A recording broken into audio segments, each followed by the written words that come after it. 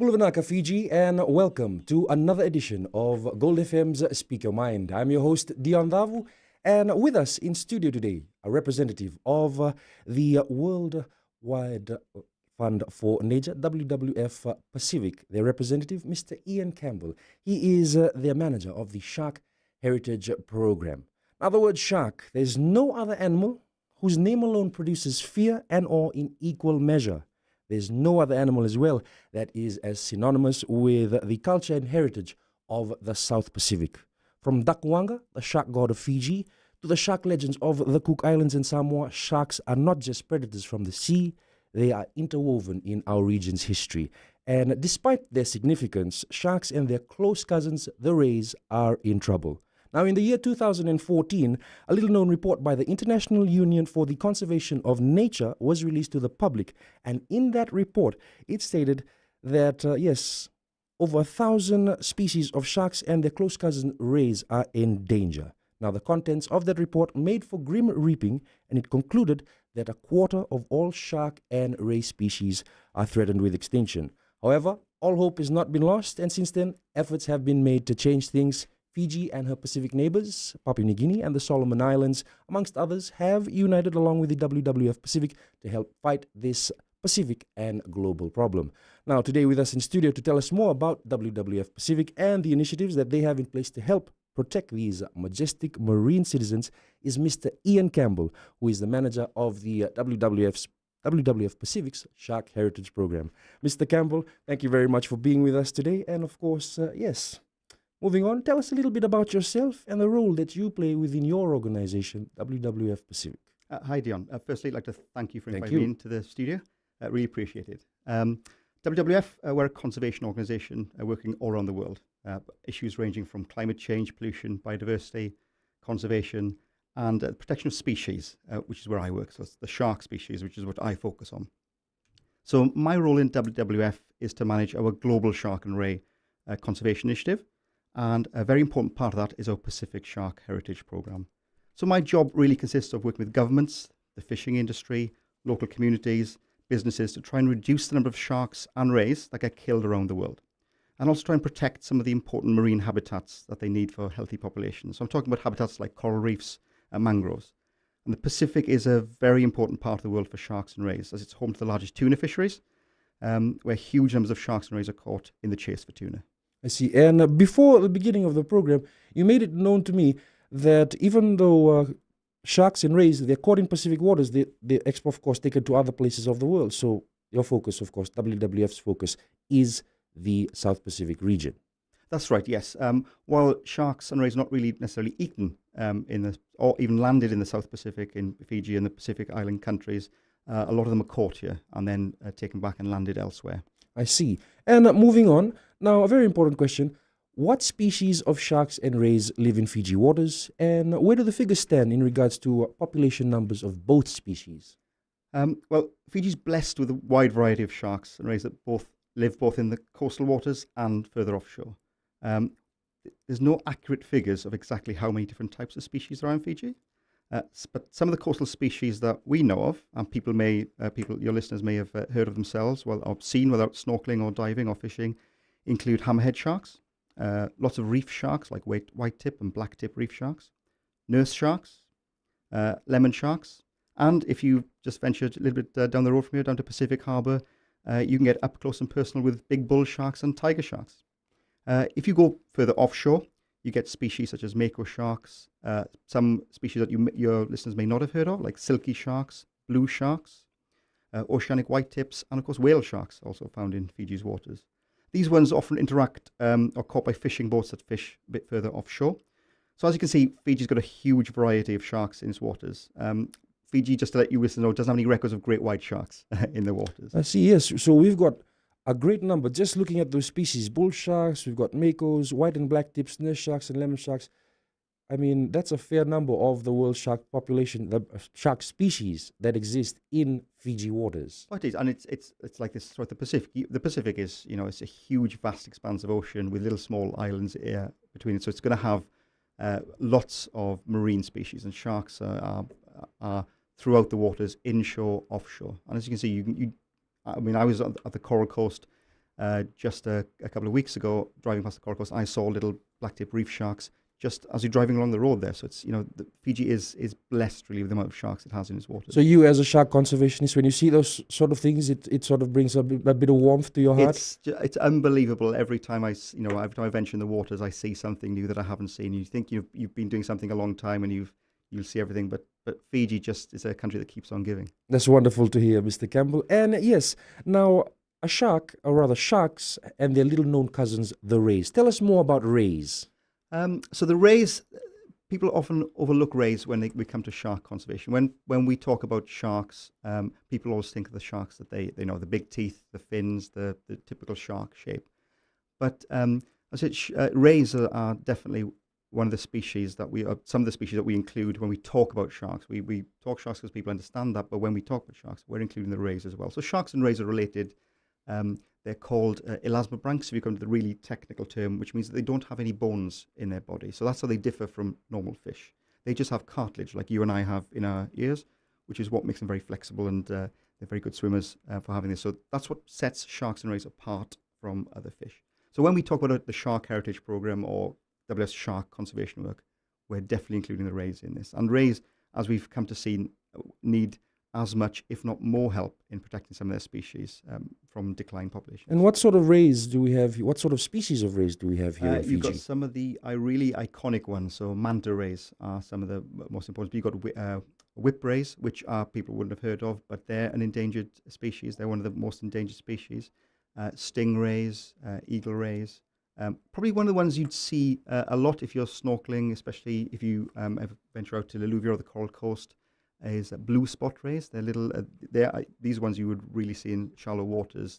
They're a brown ray, but they've got these bright blue spots. So this is something that our listeners and our viewers in the outer islands and especially near the coastal areas would be very familiar with. They probably know more than I do about these species. They will see them every single day. I see. And Mr. Campbell, now you said it's you've already made mention that it's a bit difficult to give an exact figure as far as the shark and ray populations are concerned here in Fiji. But would you consider Fiji to have a healthy population of shark and rays?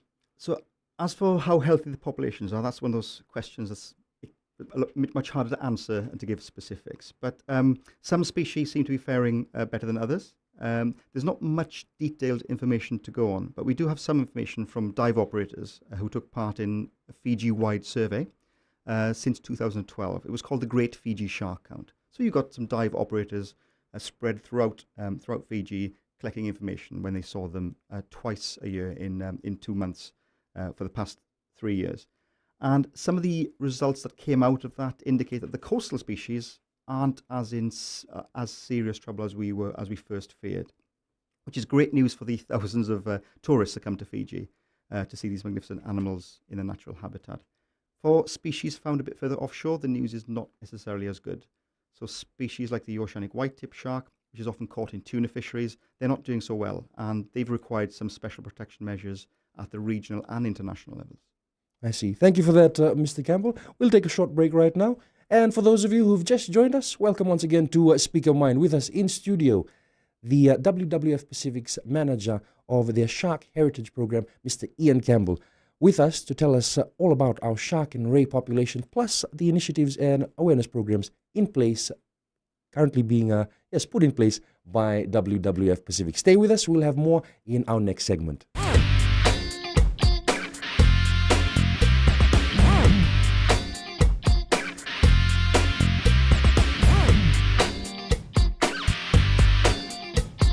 Buluvinaka and welcome back to Gold FM's Speak Your Mind. I'm your host, Dion Davu, and with us in studio on the show today to talk about WWF Pacific and their Shark Heritage Program is their manager, Mr. Ian Campbell. Keep in mind, he's the manager of the Shark Heritage Program at WWF Pacific. And yes, Mr. Campbell, once again, thank you very much for being with us today. And moving on with our questions, we made mention earlier on of the types, or rather the species of sharks and rays in Fiji waters. Now, which of these species of sharks and rays are under the threat of becoming endangered or extinct, and what would you reckon are a few of the major factors that are causing this drop in shark and ray populations? So when it comes to talking about shark and ray numbers, it's first of all, people must understand it's very, very difficult to talk about actual numbers of types of sharks and rays. So we have to remember that there's around 500 species of sharks around in the world, and probably a similar number, if not slightly more, of rays. So knowing about them, almost all of them, would be impossible. So as you mentioned to the report that came out in 2014, one of the most staggering things that came out was the 25% of all sharks and rays globally are threatened with extinction. And also a surprising thing for us, or another concerning thing, is that almost half of all sharks and rays, that's half of all the species around the world, are classed as what's known as data deficient, which means we have no idea of the state of their populations. So trying to manage these and to ensure they're not being over-harvested is almost impossible. That's like having trying to manage your bank account, but not knowing how much money you had in there, how much interest you're paying, or how much money is coming out. It's almost impossible. Probably one of the most surprising things to come out of that research is that 5 of the top 7 of the most endangered species are rays as opposed to sharks, which is why, as I mentioned earlier, that we talk about the rays. Sawfish, which is probably a shark, an elasmobranch that nobody will ever heard of. These are a type of flat shark with a long saw-like nose. These are the most threatened with extinction, followed closely by a species called angel sharks, which you get in Europe, or don't get anymore due to their status. Thresher sharks, which you may recognize as the ones with the really long tails, the tails as long as their body. Those are also some of the most endangered species. And some of the species under threat, particularly in Fiji, include hammerhead sharks, which are classed as endangered, and the vulnerable whale sharks. There are a number of factors that affect their populations, which include climate change and pollution, but the 2 biggest factors by far are overfishing, followed by loss of critical habitats. So particular hotspots around the world are the Mediterranean Sea, where around 40% of sharks and rays are threatened, but also the Indo-Pacific region and the Pacific. Sharks and rays are particularly vulnerable to overfishing because they typically grow very slowly and they reproduce very few young when you compare these to other fish, such as reef fish and tunas. I see. So, of course, for our listeners and viewers tuned in right now, especially our listeners and viewers in the outer islands and in the coastal areas, what advice would you have to them when it comes to sharks and rays? Now, we've already made mention that a lot of these sharks and rays, their numbers are dwindling because of because of pollution, and also because their ecosystems are not being managed properly. Now, what advice would you have to our listeners in the outer islands? So for listeners in the outer islands, just wanted to say that they are the critical guardians of their reef systems and their marine ecosystems. Fiji has, 130 plus populated islands, so having the ministries and the fisheries managers to try and go out and work with all communities is almost an impossible task, regardless of how much they could have unlimited money and unlimited manpower. It'd still be very difficult.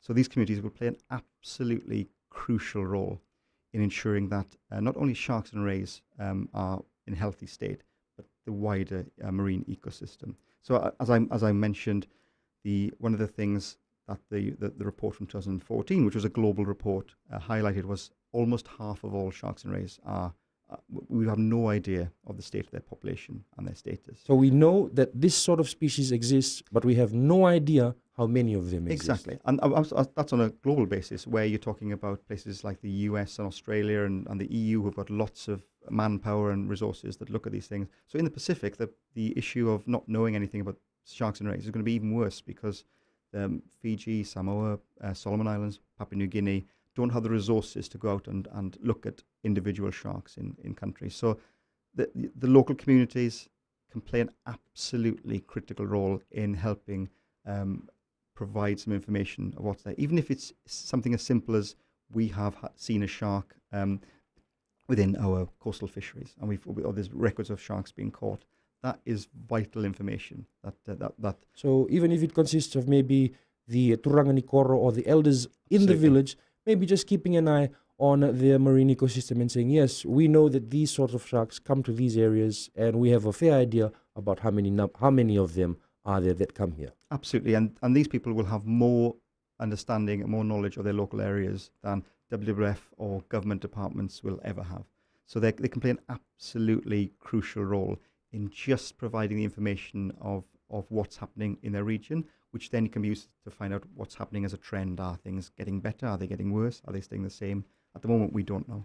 I see. And moving on, now we've been talking about sharks and rays for the last 15 minutes, and some of our viewers and listeners no doubt must be questioning themselves, wondering, what's the big fuss about sharks and rays? Now the question, what role do sharks and rays play in keeping a marine ecosystem healthy, and how important is that role as far as the marine ecosystem is concerned?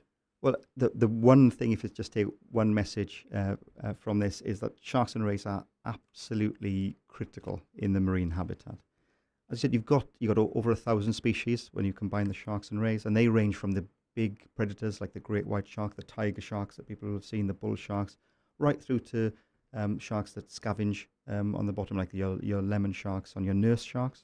So they play an absolutely crucial role in the marine ecosystem at all stages and in fisheries. There's some evidence that sharks can eat some of the diseased fish, keeping reefs healthy.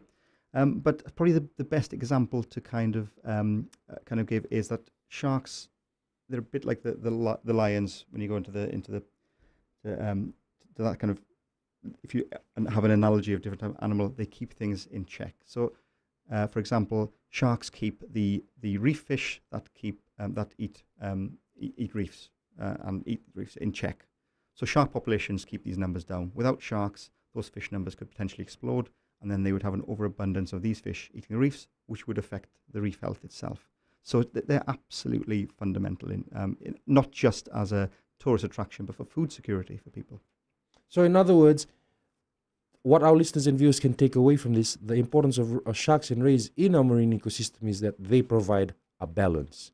Absolutely. Everything has a role, from the smallest sea creature right up to the sharks and the rays. And because they play such an important role, and there's so many different types of species of sharks that play different roles, they are absolutely critical to the importance. And not just of reefs and golingoli, but also tuna fisheries further offshore. Thank you for that, Mr. Campbell. Yes, with us in studio today on Gold FM's Speak Your Mind, Mr. Ian Campbell, who is the manager of the WWF Pacific's Shark Heritage Program. He's here to tell us more about the WWF's awareness and initiative programs, plus let us know more about the sharks and rays and their population here in Fiji. Do stay with us. We'll have more for you after the break.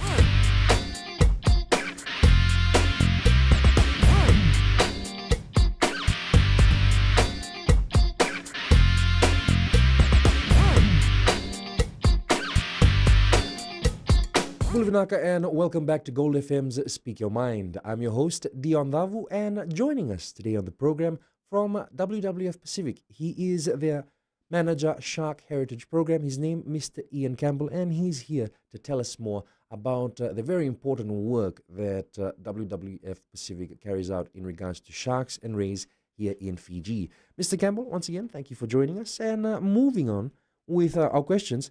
Tell us about the significant role that sharks and rays play, especially where our tourism industry is concerned. Well, I think this might surprise some of your listeners, but shark diving, there was some research done a couple of years ago. Shark diving is in Fiji alone is worth $42.2 million US. And that's US dollars, that's US not Fijian dollars. dollars. Not Fijian dollars, that's US dollars. And this research, the tourists that come in to do the shark diving, obviously they have to stay in Fiji, they spend some money in Fiji. And on that, this analysis, they assessed that they generate $3 million US per year in tax revenue to Fiji. In the Asawas, you have manta rays. If people have been up to the Asawas, by Naviti Island, you have some reef manta populations where people can snorkel with them. They bring in over $1 million US to the Fijian economy. So they are absolutely critical to Fiji's economy. It's worth almost 3% of Fiji's economy. I see. And now you made mention while we're on break about one specific dive operator. Can you elaborate more on that? Yes. So if you just venture down the road a little bit down to Pacific Harbour, you can interact and go on a dive with large bull sharks in a place called Shark Reef Marine Reserve. Now, Shark Reef Marine Reserve became Fiji's first ever national marine reserve, completely fully protected.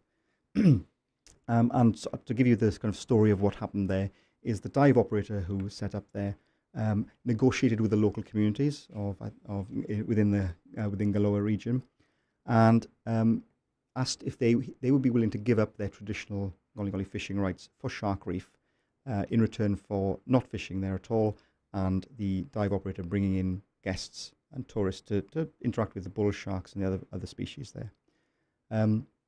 This has been this has been on for about 12 years now. So it's now the Matangali and the areas they don't fish. The villagers don't fish this reef, and the dive operator, the guests that go with them, they pay a little bit of money that goes directly to the communities. So they are now benefiting financially and economically from the tourists that come in to swim with the sharks. Also, since they've not been fishing, the Shark Reef, since I believe it's within 10 years, the number of reef fish species have doubled from around about 200 to over 500 species of reef fish, which means that the villagers that don't fish on Shark Reef, they fish on the adjacent reef, they can still fish on the other reefs, and they're catching large donu, kawa, and they're not spending as much money on diesel to go. They don't have to go further, and they're catching more fish. So they're living off the way we analogize again with the money is Shark Reef is the bank account generating the interest, and the communities, they're not only benefiting economically from the dive tourists going in, but they're also benefiting with increased food and much better, much more easier for them to catch things because of this protection area. So to break it down for our viewers and our listeners, what these villagers have done, working with the dive operator, is actually give the dive operator the permission. Here, we give you the permission to use this area for your dive business, and in return, a little bit of money comes back to the village. That's right. Of course, the plus sides to it, in that nobody fishes there, is that the species return to the area, and there's more fish, bigger fish, and yes, I believe I read quite a few months ago that a few species that many of the people hadn't seen in a number of years, they have returned. And this is because they've just managed and looked after their marine ecosystem. Absolutely. And I think this goes back to the previous point with how important sharks are to the ecosystem. So I said the coral reef at Shark Reef has doubled the number of types of not just fish, but the sea cucumbers, everything that's on Shark Reef. And you've got the healthy population of sharks, so everything's now been brought back into balance, which is what you spoke about earlier. So it's this win-win-win scenario. So in other words, healthy shark populations, healthy marine ecosystem. Yes. And moving on with our questions. Yes, now Fiji, as you've already told us about these dive operators in Pacific Harbour. Now we have some of the best recreational diving attractions in the world, hands down. And many dive tour operators offer shark tours and have their own secret dive spots, which offer their customers a chance to swim with these majestic creatures. Now, what responsibilities do these dive operators have to the marine ecosystem, and how closely does WWF Pacific work with or keep an eye on these operators? So dive operators, not just dive operators, hotels, tourism operators, they have a huge responsibility to maintain these healthy systems, mainly because it's their asset. So without a healthy marine ecosystem, it's just another dive which is competing with other dive sites around the world. So dive operators have an absolutely fundamental, and they're going to play a critical role in ensuring the health of these marine ecosystems. WWF, we're a conservation body, so we're not really a monitoring body. We wouldn't tell dive operators what they're doing right or wrong. But what we have done is we've partnered with other organisations, the Manta Trust and Project Aware, which are a conservation arm of a dive body, and we've produced a guide for responsible shark and ray tourism. Now, this is not telling what people should be doing, but a guide of best practice from things that maybe some operators haven't even thought of, such as social responsibility, working with local communities, providing data, providing science. This is downloadable from our website. If you go to www.panda.org, you will see these on the website, or just type in WWF Shark and Ray Tourism. And any dive operator or any hotel operator that wants to know how we can do better, please contact me, contact us, and we can certainly collaborate with you on that. I see. And personally, what would you like our viewers and listeners locked in from the outer islands and the coastal communities, what would you like them, as a people and as a Pacific Island nation, what would you like them to know when it comes to conserving and managing our sharks and rays? I think what I would like to express is, again, the crucial role that they will play. WWF, can only do so much working with governments and in country.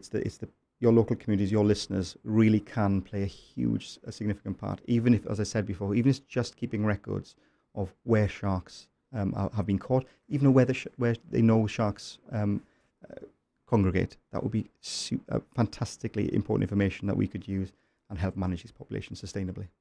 Thank you very much for that, Mr. Campbell. Yes, with us today in studio on Gold FM's Speak Your Mind, Mr. Ian Campbell, who is WWF Pacific's manager of the Shark Heritage Program. Do stay with us. We have 2 more segments to come, and we'll have more after the break.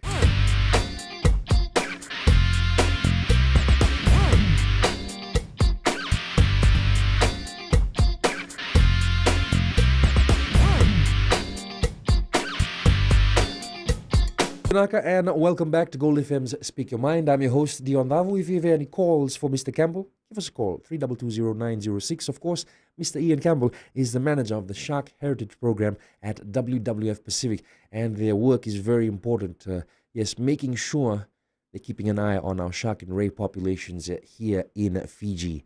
Sharks and rays are very important to our marine ecosystem, and they provide a balance in our reefs and in and around our waters. So yes, moving on with our questions. Now, Mr. Campbell, Fiji was the first Pacific Island country to propose worldwide trade restrictions on sharks and rays. Now, this happened at the Convention on the International Trade of Endangered Species. That's back in 2015. Now, what does this mean, and what can our listeners and viewers understand about these trade restrictions? Okay, so I try not to get too technical, but so WWF, we partnered with the Fijian government to put forward these proposals. So it's called CITES. I won't call it its full name, so it's called CITES. And what CITES does is it looks at lots of all animals, plants, and how they're traded internationally. And when populations become quite perilous for some species, they get put onto these conventions, the big UN global conventions. CITES has 180 plus countries that sign up to it. And this restricts trade internationally of all parts of these species. So without getting sort of too technical, Fiji put forward mobular rays. Now, this is probably a ray that many of your listeners won't have heard of, but it's a very close relation to manta rays. And they are caught for their gill plates. Their meat is not really eaten, but their gill plates are very, very valuable in certain traditional cultures. It's believed that because the gill plates are how the mobular rays filter food from the water, so it's believed that they can filter illness from the blood. So they're sold in this traditional. And this is going to the Asian markets? They tend to go to the Asian markets, mostly through Hong Kong. And the meat itself is not necessarily that valuable, but the gill plates themselves are very valuable. So Fiji, which has mobulars, again, you won't see these are further offshore in their waters, put forward these restrictions in trade in this species. It was successful. It actually Fiji broke the record. Not only was it the first Pacific country to put one forward, it broke the record for getting other countries to co-sponsor it along with Fiji. It was one of the most successful proposals. And now what that meant is you can't trade any parts of these mobular rays without countries doing a full, thorough assessment to make sure that their populations are healthy. I see. So it's basically all just to keep an eye on things and make sure, okay, if you want to do trade in this, we have to make sure that we have the numbers to sustain this trade. Exactly, yes. And so for example, just to show this, not just for sharks, there's orchids, some species of orchids, some species of corals are on CITES. So if populations get so low that they need special protection measures, then of course they're protected and put on that list. Absolutely. And moving on, Fiji also successfully proposed the International Protection for Rays at the CMS, that's a Conservation of Migratory Species of Animals, in 2014. Yes. Now, since then, what sort of improvements or changes have been seen when it comes to rays and the population here in Fiji? Sure. Well, the CMS, which again, it's another different convention. Again, there's 120 or so countries that sign up to it from around the world. This is what really kick-started the global conservation effort, and Fiji really did play a critical role in this. Again, Fiji was the first Pacific country to put forward any species on this CMS. And what they put forward was the reef mantas, which are important in the Asawas, and the mobular rays, which hadn't had protection.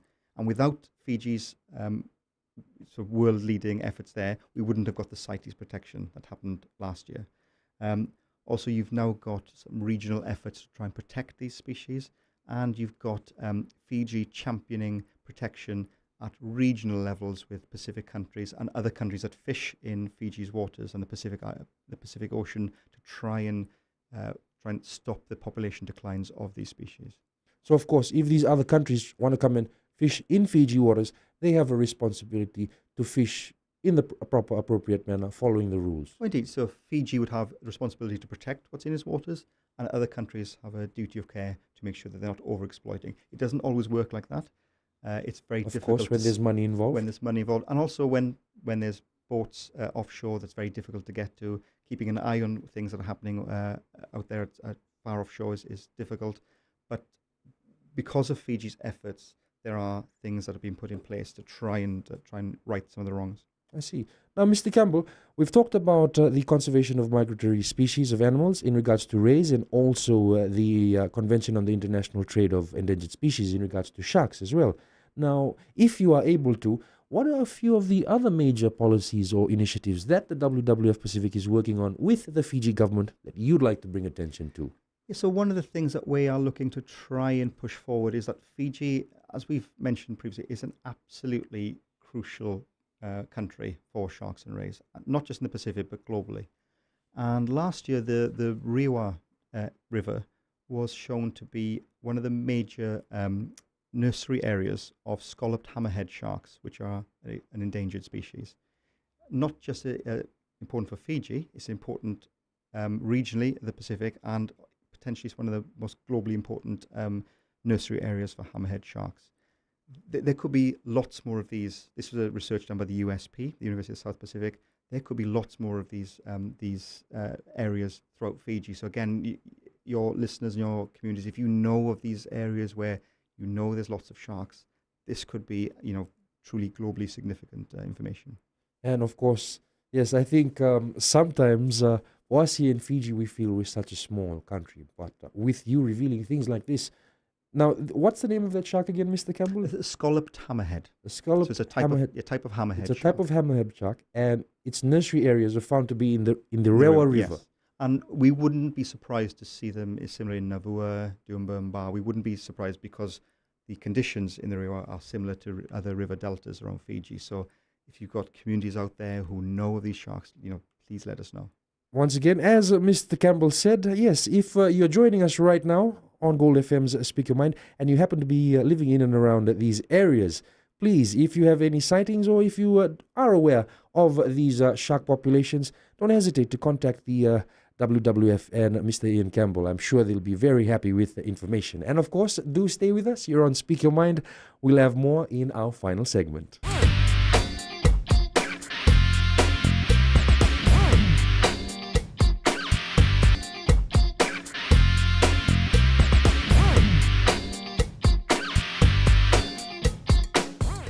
Bulivanaka, and welcome back to Gold FM's Speak Your Mind. This is our final segment of the afternoon, and of course, with us today in studio, we have Mr. Ian Campbell, who is the manager of the Shark Heritage Program at WWF Pacific. A very important job.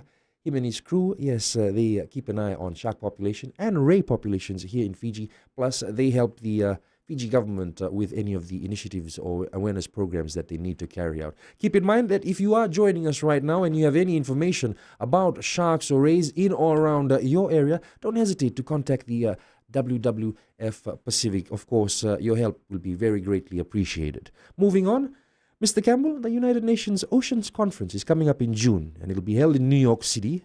Now, will representatives from Fiji be attending? And what sort of issues can we expect our representatives to raise? Yeah, so I'm not sure if your listeners are aware, but Fiji is actually the co-chair of this meeting. I see, okay. So Fiji and Sweden are the two co-chairs of the meeting. So there'll be a large Fijian representative, and the head of the delegation will be the Prime Minister going to that. So it's a very important meeting for Fiji. There'll be lots of Pacific island-specific issues being brought up, like the climate change, pollution will be brought up. But we're also hoping that that the issue of species, and specifically sharks and rays, will be brought up. We're confident that we know that sharks and rays are important, not just financially, but culturally for Fiji. And we're hoping that the Fiji government will put forward some commitments at this meeting to protect the sharks and rays, not just in its waters, but to collaborate with its Pacific Island partners. I see. Very interesting there. So the UN Oceans Conference, of course, United Nations and countries from around the world who share an interest will be at the Oceans Conference. And of course, like you made mention, Fiji and Sweden are actually co-chairs at this year's UN Oceans Conference. Now, moving on, I've heard that we have marine sanctuaries and protected areas. You've already mentioned one in Pacific Harbour. Now, for our listeners and viewers, how many marine sanctuaries and protected areas do we have in Fiji? Where would they be located? And what would you like members of the public to understand about these areas? So there's lots of different types of protected areas in Fiji, and probably one of the organisations that play the biggest role, and WF plays a part in it, is called the Fiji Locally Marine Managed Areas. It's FLAMA, they're called. And they were set up in 2001. And so it's a network of organisations working on marine protected areas throughout Fiji. Now, through their work, and they engage with local communities. This is real community-led stuff. There are around 113 Ngolingolis that are being managed, and around 500 tambo areas that I'm aware of. These are spread throughout Fiji, throughout the islands, and the two main So islands. these Ngolingoli areas, WWF Pacific works very closely with the owners of those areas to make sure that they manage properly. And of course, the tambo areas, those areas you cannot fish at all. That's with the chiefly tambo in the right. And yes, WWF engages through this network called FLAMA, the Fiji Marine Managed Association Network. And how would you say the response has been? Do people actually want to take care of their marine? Is there that attitude that, okay, we have to do this, or is there sort of a laxity? What's people's attitudes in regards to this? I think it varies. Obviously, there's quite a lot of them, but quintessentially, Fijians are absolutely in tuned with nature. And especially the marine environment. It's in Fijians' culture, and sharks and rays again. This is why we developed the heritage programs. This is not just about protecting sharks and rays as part of the marine ecosystem, but this is about protecting links to the cultural heritage of Fiji itself. As you mentioned, Dakawanga, the manta rays in the Azores, they're a totem for the villages up there. So we're finding that the engagement with the communities is very, very positive, because it's so important, not just for food security and also for tourism, but say for culture and heritage. It's very wonderful to hear, Mr. Campbell. And moving on, yes, I'm also aware that the WWF Pacific has a number of initiatives and programs involving schools and communities. Can you tell us more about these programs? Yes, so WWF does go out on some awareness raising of some of the issues, ranging on all the stuff that we do. I myself have gone into a few schools to talk about sharks and rays, which is absolutely delightful. I spend a lot of my time speaking to politicians, or trying to get people to understand issues, and you meet with blank faces. And I went to some local schools. You speak with the engagement from all the years up, and some of these kids know more about sharks than they've forgotten more about sharks than I'll ever know. And it's great to see that enthusiasm, and it's also it kind of gives you hope as well. Yes, we're talking about doom and gloom and lots of extinctions, but when you speak to the people who will be the future decision makers and the business leaders and potential future radio hosts of this country, they're all aware of things like pollution, of putting their trash in the bins, and also respecting nature. So the programs we have with schools is really a sort of a great one that we're involved in. And of course, this is schools across Fiji. We've mainly been limited at the moment in Suva, personally for the sharks and rays. But yes, when we go out to the communities, we go through the community engagement from lots of other different programs as well. We've got issues on programs on fish communities and local community coastal fishing, turtles, pollution, climate change. So these we work when we're working with communities. Thank you. And we've come down pretty much to the last two questions for the show. Basically, the first one, for those individuals or communities eager to assist the WWF Pacific in its work, what do you advise? So for your local communities, as I just again want to repeat that, please let us know what you know. So for the communities out there, you will know more about sharks and rays than we will ever know, because your communities are using the resources out there. So if you have any information on what types of sharks are in your area, where you find them, are there any areas you find them congregating, let us know. Also, we have a very active volunteer program. If people wanted to actually get involved, we've got an office in Marfu Street in Suva. Come down and speak to us, and I'm sure we could find something. It's not just sharks and rays. There's lots of other initiatives that we work on. So if you wanted to get hands-on, absolutely certainly we can help them with that. And finally, our last question for the afternoon. What would you like our viewers and our listeners to understand when it comes to protecting and properly managing our marine resources and ecosystems?